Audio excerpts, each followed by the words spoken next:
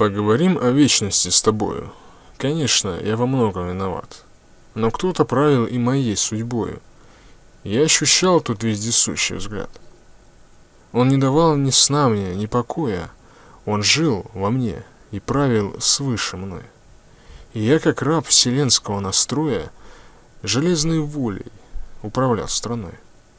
Кем был мой тайный высший повелитель? Чего хотел он, управляя мною? Я, словно раб, судья и исполнитель, был всем над этой нищей страной. И было все тогда непостижимо. Откуда брались силы, воля, власть?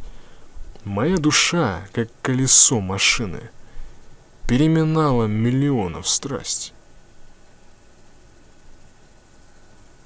И лишь потом, весною, в 45-м, он прошептал мне тихо, на ушко: ты был моим послушником, солдатом, и твой покой уже недалеко.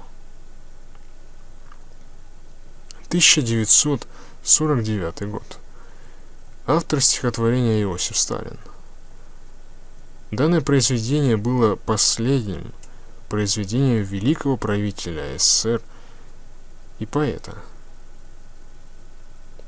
Это стихотворение было найдено в его архивах перед самой смертью.